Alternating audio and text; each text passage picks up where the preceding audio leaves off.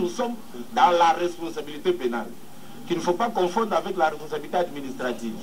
Et donc, ce manque de distinction risque de nous amener dans un processus qui va déboucher sur autre chose.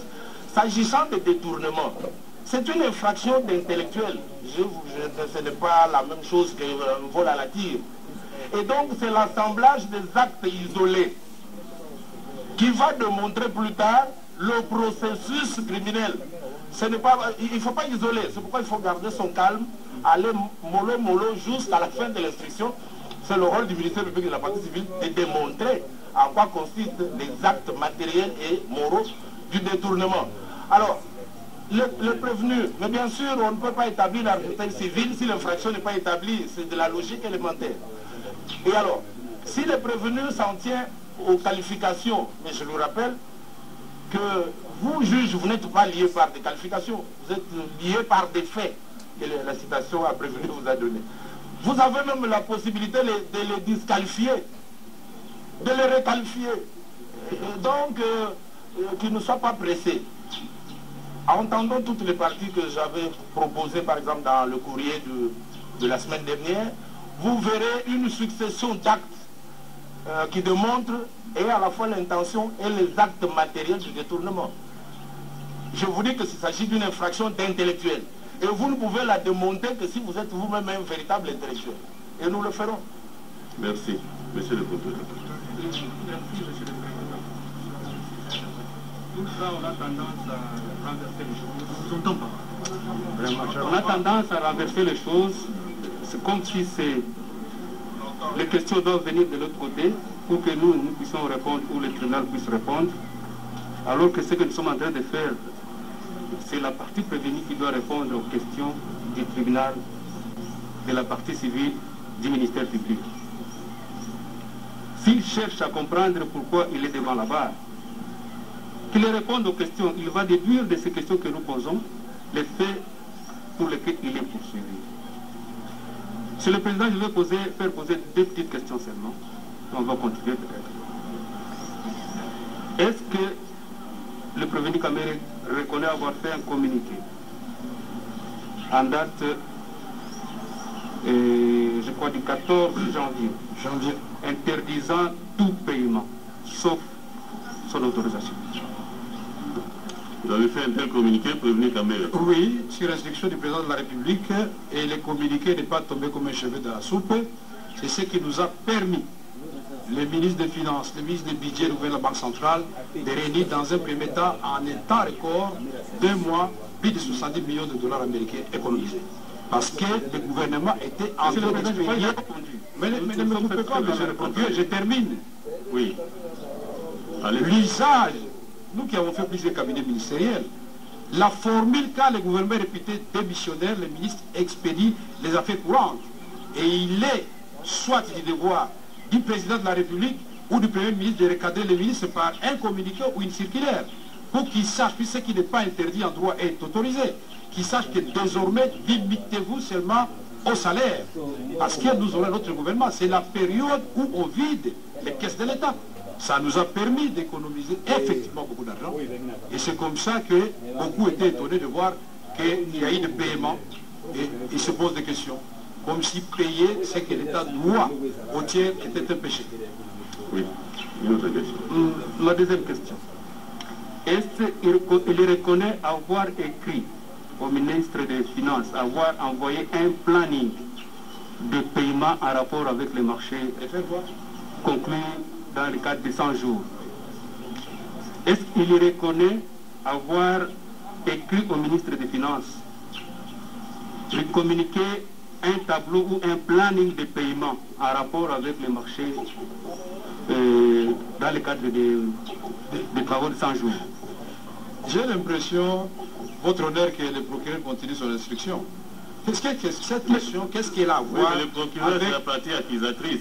Oui, mais moi, je vous réponds à vous, le tribunal, faut vous défendre. Vous allez lui transmettre ça. Hein? Donc, je réponds en disant que je constate que le procureur continue son instruction, ses enquêtes. Parce que écrire au ministre des Finances, écrire au ministre de l'enseignement primaire et secondaire, écrire au ministre de l'Agriculture. Si le président il peut nous dire tout par ça, oui ou non, tout on simplement. écrit. Comment voulez-vous que je me souvienne de toutes mes correspondances?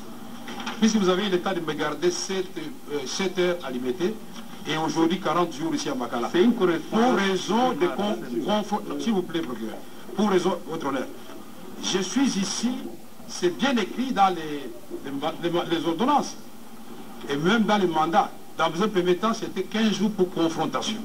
Je n'ai eu que des confrontations avec les membres de mon cabinet, de la commission, et avec M. Bitakwira. On n'a jamais eu de confrontation ni avec Jamal, ni avec M. de la Roban, ni avec qui que ce soit. Mais les infractions tombent, je suis là pendant 40 jours. Toutes ces questions n'ont pas de témoins. Mais pourquoi on les avait cachés avant d'amener M. Bitakwira? On avait tous les loisirs de nous confronter. Ça allait éclairer la lanterne du tribunal. Moi, je voudrais insister encore une fois de plus, votre honneur, que ici, les faits qu'on nous reproche, ou qu'on me reproche moi en partie comme complice, c'est des détournements des deniers publics. C'est 48 millions ou 47 millions de dollars, puis ça change selon la citation, ou l'ordonnance ou la citation. Et je voudrais, moi, ici, que le procureur puisse démontrer comment Kamere a détourné les deniers publics qui étaient payés à M. Jamal. Puisque la définition de deniers publics, c'est l'argent qu'on met entre les mains d'un agent de l'État et qu'il affecte à d'autres fins ou qu'il détourne à ses propres fins. Alors, je voudrais savoir quel jour et par quel document on m'a remis à moi, Kamere, 47 millions de dollars et que j'ai détourné. Puisque j'ai entendu ici, on a étalé le nombre de maisons qui sont arrivées ici à Kinshasa, celles qui sont arrivées en Bujimaï partiellement parce que l'État n'a pas payé, c'est à quoi il s'est engagé au terme du contrat. Et l'État a accepté lui-même. Et il y a eu des lettres, des rappels quant à ça.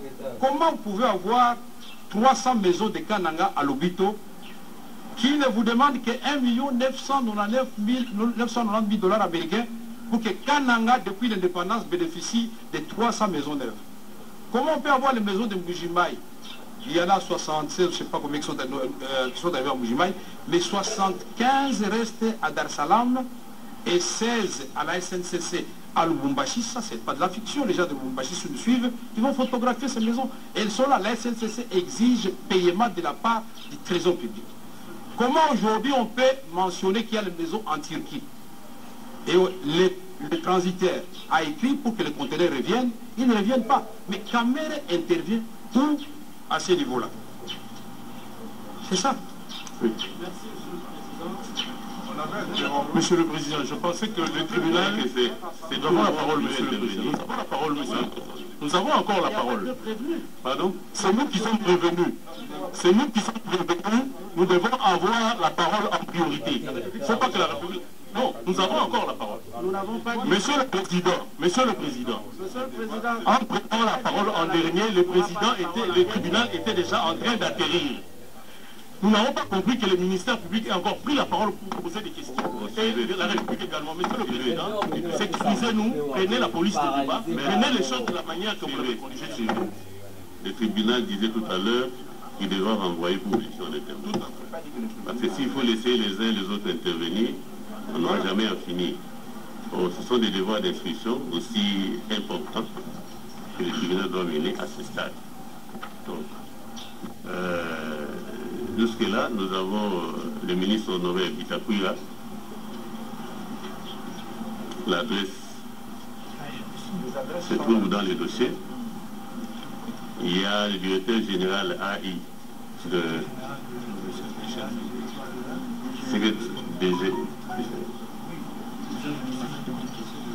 La direction générale de marché public. Direction générale, le directeur général de direction générale de marché public. Contrôle des marchés publics. Le secrétaire général au développement rural. Et les autres membres de la commission, notamment M. Kazadi, Nicolas Kazadi, le gouverneur de la Banque centrale, le ministre du budget de l'époque, le ministre des finances de l'époque. Monsieur le Président, nous avons d'autres noms qui ne sont pas dans effraction par effraction. C'est infraction par infraction que nous évoluons. Les autres reviendront, mais dans le cadre de l'institution. D'abord, ils sont membres de la Oui, oui. Monsieur le Président. Monsieur le Président. Donc, la République parle encore, ça demande la parole, Monsieur le Président. Les ministres, la République intervient à tout moment. les ministres des ICPR. Monsieur le Président. Ce n'est pas une citation directe. C'est une citation à prévenir. On n'est pas dans une citation directe. Monsieur le Président. Alors, Monsieur le Président, je pense que les témoins, quand on les appelle, c'est en fonction de la nécessité d'instruction. Je ne vois pas, il y a certains noms qui sont cités là, certaines témoins qui n'ont rien à voir avec l'instruction telle que ça avance. Mais vous n'êtes pas dans la tête. Au-delà de cela, c'est une observation, Monsieur le Président. C'est une observation. La démarche du tribunal, ce n'est pas de votre pouvoir. Là, vous êtes en train de censurer la démarche du tribunal. Et nous sommes très jaloux. Rien du tout, Monsieur le Président. Il ne faut pas faire ça. Vous proposez qui de votre côté?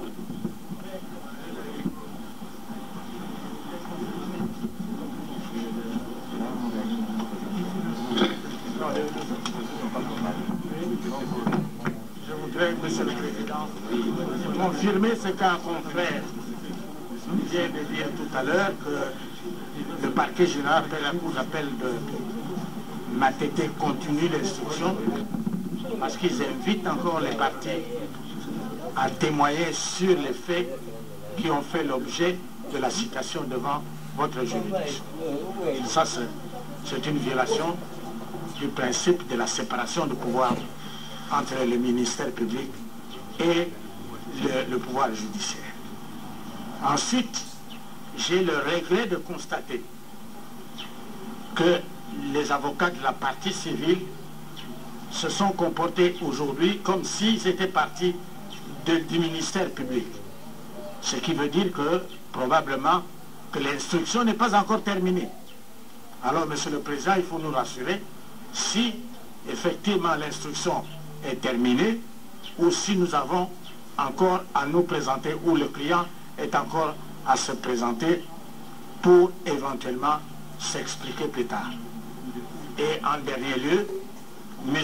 Jamal voudrait absolument une descente sur le lieu au tribunal Tchatchi pour que vous puissiez constater que d'abord, il n'a pas détourné quoi que ce soit et ensuite qu'il est en train d'exécuter un contrat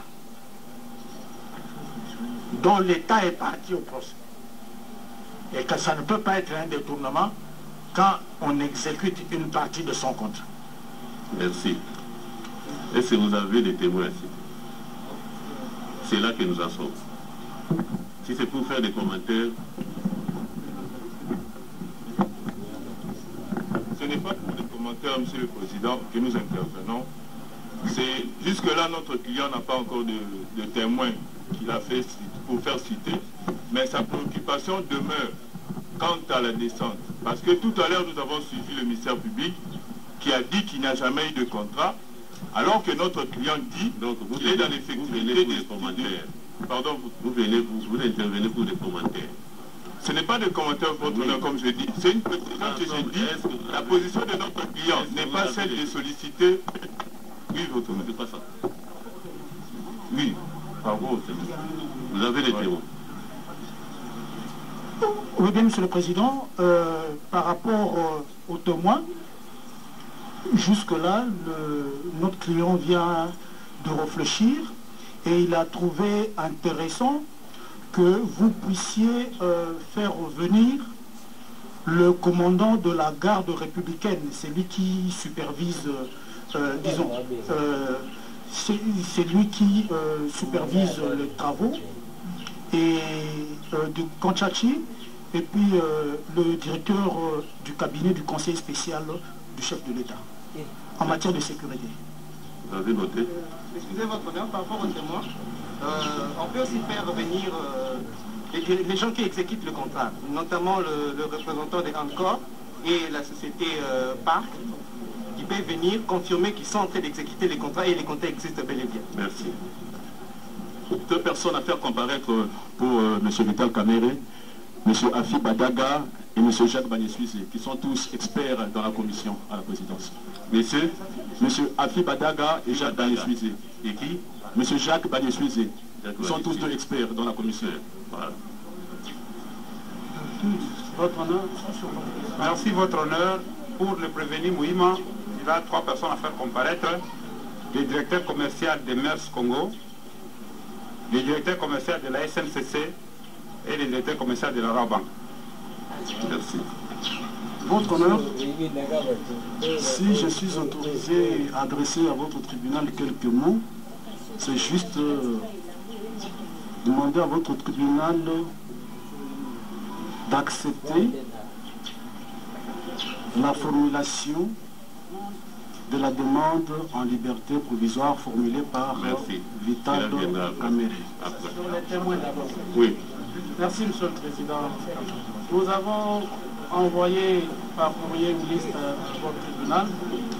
Nous voudrions également que sur cette liste soit appelé à comparaître Monsieur Jamal Jamal. Oui. Jamal Jamal. Monsieur Jamal Hussein Jamal. Jamal Hussein Jamal. Monsieur Ashraf Achour. Ashraf Achour. Madame Chatur Amida. Madame Chatur Amida. Mademoiselle Soraya Piana est déjà sur notre liste. Mademoiselle Soraya Piana.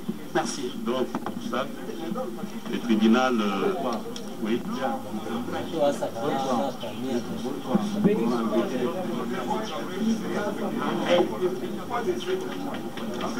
Qu'est-ce qu'ils ont demandé? Maître, un instant. Est-ce que vous êtes l'avocat des témoins? Vous êtes l'avocat des témoins?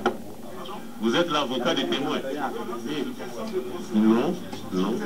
Laissez au tribunal d'apprécier. Ces jours-là, se rend compte que ça ne servira à rien. Il faut les laisser partir.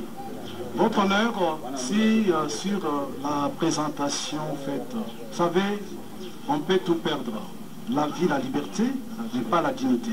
Je pense que tout au long de l'instruction, aucune trace de l'instruction n'a fait naître la nécessité d'appeler en instance l'épouse de Vital Kamere. C'est quand même une façon de tenter de l'humilier. Qu'est-ce que la femme vient faire ici? Est-ce qu'on l'a cité tout au long de l'instruction d'aujourd'hui? Le besoin de l'entendre vient d'où? De quel acte, de quelle question posée? Quand même, on peut perdre la vie, la liberté, on est en prison, mais pas la dignité. Nous avons dit. Excusez votre honneur, toujours dans la même lignée. Monsieur le Président, vous voyez, sur la table du ministère public, il y a plus ou moins 3000 pièces. Le ministère public a instruit 119 pièces en termes d'audition, de PV d'audition, et 2000 autres pièces à conviction. Nous avons également la citation à prévenu. En aucun moment, certaines personnes qu'on cite là n'ont été citées. Nous nous posons la question, nous l'avons dit en termes de méthodologie. À moins que le droit change aujourd'hui. Ça fait quand même autant d'années que nous sommes là. Les témoins sont cités en fonction de la nécessité de l'instruction. Nous étions déjà étonnés de voir dans les réseaux sociaux une liste de témoins que les avocats de la République ont sans instruction. C'est grave quand même. Monsieur le Président, je pense que nous devons recadrer les choses. Vous devez recadrer les choses, remettre les choses à leur place. Les témoins ne peuvent être cités qu'en fonction de l'instruction, de la nécessité de l'instruction. Vous avez instruit sur les détournements. On vous a même dérouté parce que nous avons un prévenu ici à qui on a posé aucune question. Simplement parce que les avocats de la République ont pris la parole pendant toute une litanie. Monsieur le Président, mettez les choses en place. Les témoins, on les appelle en fonction de l'instruction. La nécessité de l'instruction. Finalement, on va appeler tout le monde. À section maintenant aussi les domestiques de M. Kamere. Appelez les domestiques. Et la femme des avocats, les femmes de nous avocats ou les femmes, je ne sais pas, ça devient quand même, en tout cas, je ne trouve pas le mot, ça devient ridicule. Nous en sommes à l'étape de la remise. S'il vous plaît, Monsieur le Président, je crois qu'il y a encore un énième recadrage. Après le recadrage, partie civile, ministère public, je crois qu'il faut savoir qui est ce qu'on appelle un témoin. Le témoin, c'est celui qui a vu ou qui a vécu les faits ou qui dispose d'une information en rapport avec l'infraction pour laquelle le tribunal statue. Mais que vient faire la femme du prévenu Caméré là-dedans? Merci. Est-ce qu'on la trouve dans cette définition? Monsieur le Président. Est-ce qu'on la trouve dans cette définition? Merci, Monsieur le Président. Je ne comprends pas pourquoi il peut y avoir cette activité. Monsieur le Président, vous allez regarder là la requête. Il y a certains membres de famille du prévenu qui sont cités. Alors, je me demande, lorsqu'on appelle un membre de famille, intervenir d'une manière ou d'une autre, ça devient un problème ici. Vous regardez seulement l'autre requête. Il y a des membres de famille du prévenu, et le prévenu n'ignore pas. Il y a eu des questions qui lui ont été posées par rapport à certains membres de sa famille. Alors, je me demande pourquoi ça peut les agiter lorsqu'on demande à ce que ces personnes viennent devant votre tribunal. Votre tribunal, il est actif. Nous ne sommes pas en matière civile. Vous êtes actif. Ce que le ministère public n'a pas fait dans son cabinet, vous le faites ici. Vous avez ce droit, ce pouvoir d'appeler qui vous voulez pour être édifié, Monsieur le Président. Je ne pense pas que cela peut...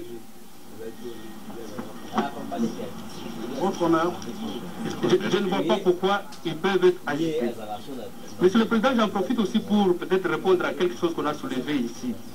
Soit disant que les parquets continuent à poser les actes. Le jour que nous avons introduit cette audience, si vous vous rappelez, j'ai dit que c'est le début d'une série de procès. Les enquêtes continuent dans nos offices. Les 100 jours, ce n'est pas seulement pour les maisons préfabriquées. Les 100 jours, c'est les sauts de moutons. Le lundi, il y a eu une audience en rapport avec les 100 jours. Demain, après-demain, il y aura une audience à la cour, toujours en rapport avec les 100 jours. Qu'on ne vous dise pas ici comment les parquets continuent à interpeller, ils vont interdire au parquet de continuer à poser les actes, alors que le parquet n'a pas encore fini tous les devoirs d'enquête. Les dossiers, maison préfabriquée, c'est les dossiers qui sont devant vous. Les autres dossiers continuent. Ceux qui viendront devant vous viendront ici. Ceux qui seront... Non, monsieur, mais ne nous dites pas que vous allez mettre le feu parce que vous ne pouvez pas menacer les avocats. Je vous ai entendu, monsieur. Monsieur le Président, je m'adresse au prévenu Caméré qui, ici, dit qu'il va mettre le feu, etc. Tout à l'heure. Monsieur le Président, pourquoi... Vous avez parlé, vous n'avez pas vu la République. Vous voyez que les interventions... Monsieur le Président. Toujours des... Non, non, non, non, non. Vous n'avez pas la parole. Vous n'avez pas la parole. Monsieur le Président. Vous êtes devant un tribunal. Monsieur le Président, si vous regardez votre dossier à partir de code 1500, vous verrez que le parquet général a obtenu des extraits bancaires sur lesquels il y a des mouvements. Vous êtes en train de suivre sur une infraction de détournement. Donc, il y a des mouvements sur ces comptes-là pour lesquels la partie civile veut savoir. Et donc demande à votre tribunal de faire citer Madame Chatur Amida. S'il y a des reproches à faire aux témoins, mais on le fera le moment venu, ce n'est pas à cet instant de la procédure. Donc nous ne demandons pas ça dans le vide. Et si la défense veut qu'on mette à sa disposition ces procès-verbaux maintenant et ces extraits bancaires, à la fois pour Amida et Soraya, mais ils sont disponibles dans le dossier de votre greffe qui est devant vous. Ils ne l'ont pas lu. Donc nous maintenons pour que citation à témoin soit donnée et qu'elle vienne ici pour fournir des explications sur les questions que nous allons lui poser. Chambre du Conseil. S'il vous plaît. Le tribunal renvoie pour audition des témoins au 3 juin 2020. La remise est contradictoire à l'égard de toutes les parties. 3 juin 2020, le mercredi prochain. Le mercredi de la semaine. C'est comme une semaine. Si vous avez, vous aurez à donner. Alors, nous levons l'audience publique. La FLC peut interrompre sa retransmission.